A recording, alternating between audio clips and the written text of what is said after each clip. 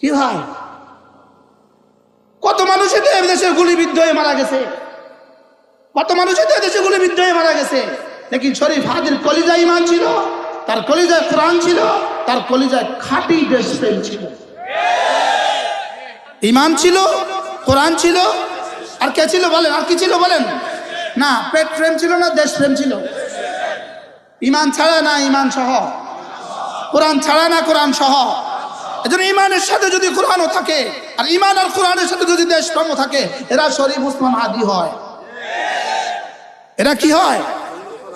এরা খালিদ ইবনে ওয়ালিদ হয়, এরা তারিক বিন জিয়াদ হয়, এরা মুসা বিন উকবা হয়, এরা শরীফ ওসমান হাদি হয়।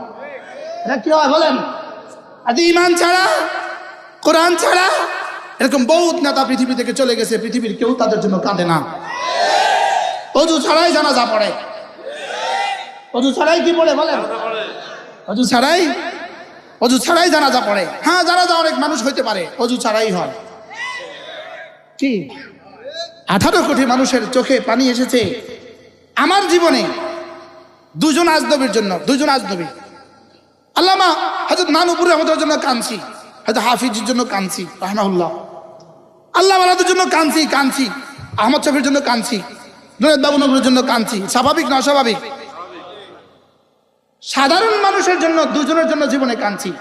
1983 সালে শহীদ প্রেসিডেন্ট জিয়াউর রহমানের জন্য কাঁদা আসছে আমাদের 81 সালে, আর ওসমান হাদির জন্য আমাদের চোখে পানি আসছে। বাস্তব না বাস্তব? সেদিন কেন কাঁদা আসছিল? একই কারণ, তার কলিজায় ঈমান ছিল, তার কলিজায় দেশপ্রেম ছিল। তার কলিজায় কি ছিল বলেন? আর তার কলিজায় দেশপ্রেম ছিল। এখনো যদি কেউ ঈমানওয়ালা হয়, দেশপ্রেমওয়ালা হয়, আমরা ওকে, আমরা তাকে বলবো আসেন।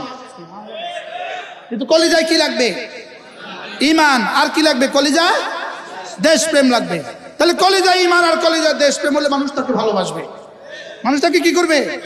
শরীফ ওসমান হাদি কলিজায় ঈমান, তার কলিজায় কোরআন, তার কলিজায় ছিল দেশপ্রেম। আমার মনে হয় আপনারা আমার সাথে একমত হবেন। আর না, এত মানুষ তার জন্য কাঁদবে কেন?